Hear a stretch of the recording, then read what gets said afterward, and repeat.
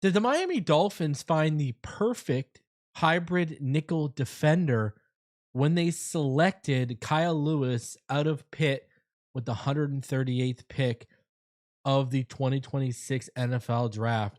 We're going to discuss that. We're going to dive into the all 22 and the film of Kyle Lewis. We're going to talk about how Hafley could utilize him, his fit in Miami, and a whole lot more. So let's not waste any time. Let's go ahead. Let's get into this.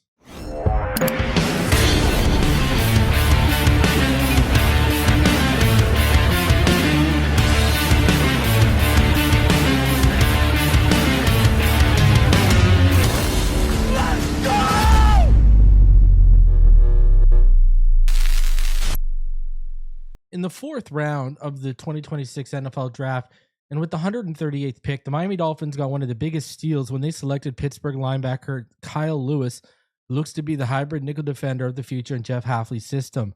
Kyle Lewis was seen by most as a top 100 player in this draft, especially after a strong performance at the Senior Bowl. In fact, I had him as my 91st ranked player and my 8th ranked linebacker. I do think two factors caused him to fall that late into Miami's lap in the draft. The first being his size at 5'11 and 7/8, 220 pounds.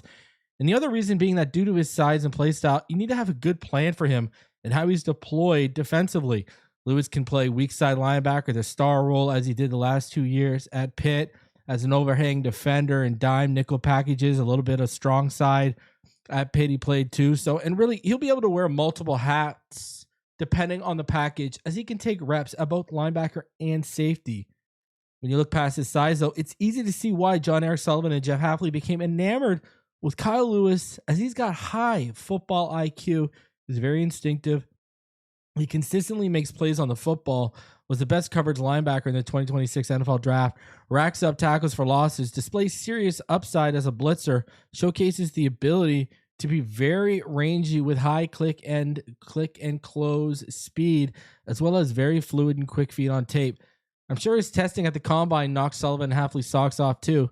Lewis had a 39.5-inch vertical, a 10-foot 9-inch broad jump. He ran a 4.53 40-yard dash, a 2.65 20-yard split, a 1.58 10-yard split, had a 4.26 shuttle along with a 6.97 3-cone. So needless to say, he's a very good athlete on top of it all.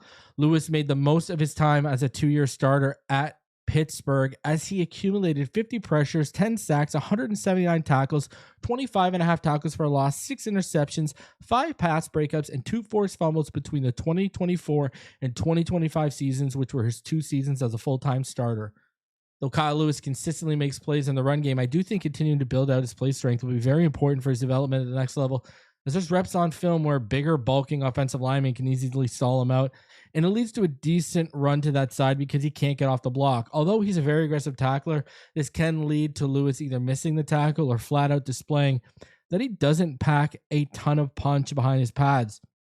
Lewis also excels more as a zone defender in coverage than man right now, just because he wasn't really asked to handle that very often. So year one in Miami, I think, may present a path to a lot of snaps and therefore a lot of opportunities for Kyle Lewis. When you look at the depth the Dolphins have defensively on the second and third levels, it's very thin. Lewis and Rodriguez are clearly the best coverage linebackers Miami has, but due to Lewis's size, athleticism, he's much more versatile in how he can be deployed. So when you look at the safety room as well, besides Dante Trader Jr., who the new regime seems to be high on, there isn't much competition for reps, especially in the box. So I've said it before. I believe 3 of the 2026 draft picks will really thrive in nickel and 5+ DB packages, so dimes, etc. And that'll be Jacob Rodriguez, Chris Johnson, and Kyle Lewis, which I expect the 2026 Dolphins to run a lot of nickel and 5+ DB packages under Hafley, especially those nickel looks, really. But you look at Kyle Lewis, and everyone is trying to find the next Nick Emanawari. That's what everyone's trying to find. And I'm not going to sit here and tell you he's the next Nick Emanawari, but you can see because of the versatility Nick Emanawari presents, for offenses to have to, scheme against. They're looking for defenders who can, wear those multiple hats and show you different looks and be disguised with how they're attacking you. And Kyle Lewis really, really fits that bill. So his size is an downside. That's why he might have fell a little bit, but it's an upside to a defensive mind that has some innovative ways to potentially deploy him. And we're going to learn a lot about Jeff Hafley in year one, just if you watch how he deploys and utilizes a young stud like this, So that's something I've said over and over again. So, but really high on him and what he brings to the Miami Dolphins. That's for sure. Love it. So let's go ahead and let's hop in to the film. And what I want to discuss first is what he's really known for. I said he's the best coverage linebacker in this class. So when you watch the tape, it's easy to see why Lewis is considered the best coverage linebacker of this draft. You can disguise his drop to, to something totally different post snap and then line him up head to head out of the slot pre-snap. There's just so many ways to use him alignment wise when you break it down with him, right? There's just so many ways to utilize him. I love it. So let's look at this play here.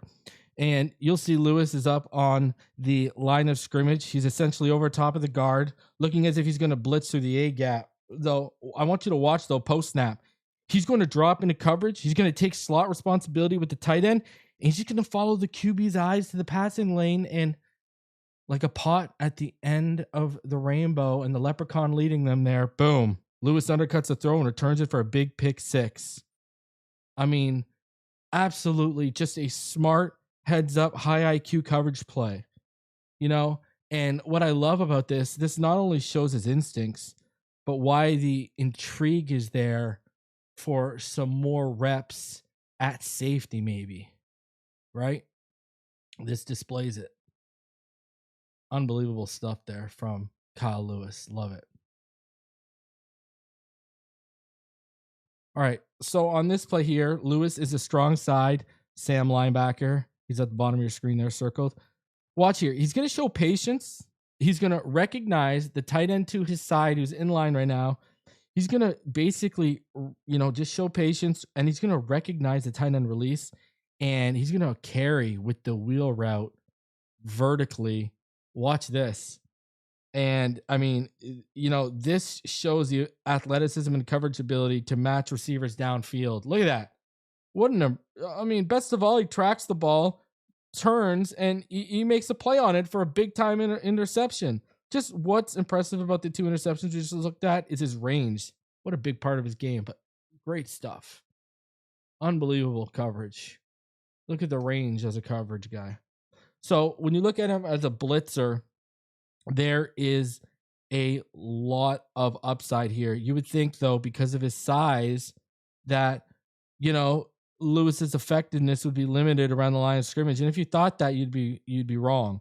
Yes, there's reps where he stalled out against blockers in the run game, like I mentioned earlier, but the majority of the time he's reliable against the run. When it comes to blitzing, though, Lewis is quick and evasive, which helps him keep clean against blockers and allows him to shoot gaps in the blink of an eye or beat you with that same speed off the edge. So let's go here. Let's see this. I want you to watch what he's doing pre-snap. Look at, he's moving around. He's basically trying to confuse, where am I coming from? Because there's a little bit to that clip where he's walking back and forth. He's trying to confuse the opposing quarterback. Will he line up and attack the gap, or will he come off that edge? Look at, he's showing it. Where am I going? Where am I going? Where am I going?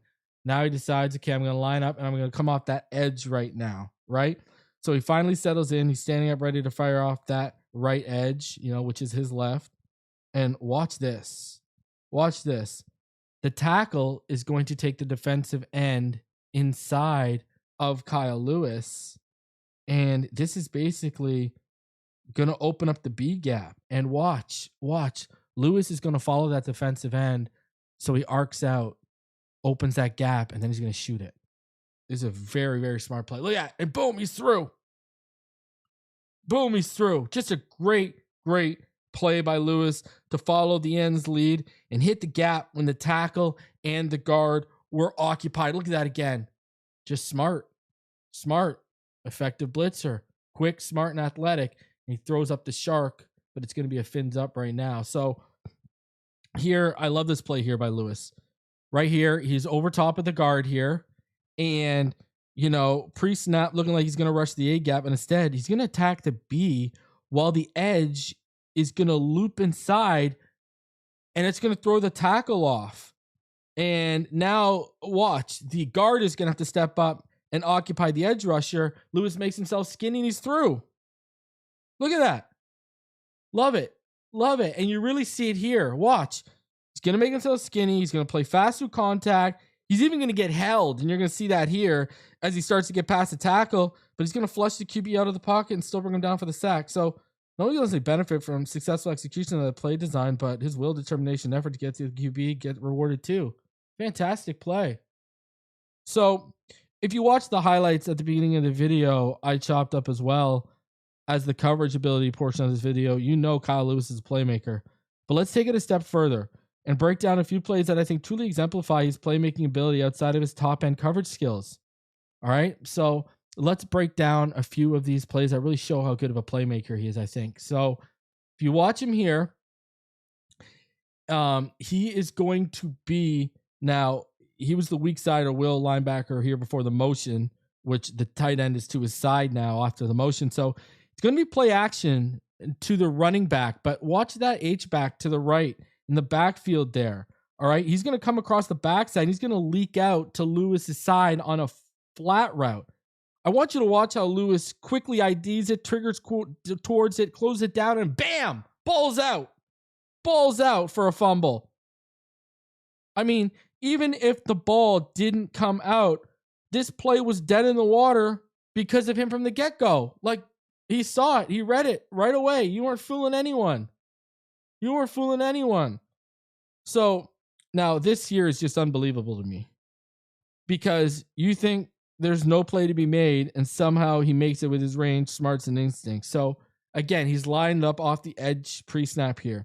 Now it's going to be a completion to the bottom or the left seam. All right. To the tight end, and two Pittsburgh defensive backs are over the top of it. And watch this. They're going to converge down on the tight end. And watch Lewis. He's just going to drop back into coverage, buck drop. He's going to come over and look. Both the tight end, both defensive backs converge. You think it might be done. It might be over, right? Look at this. Watch the heads up play. The tight end plays through the contact. Lewis comes from behind. Bam! Ball's out.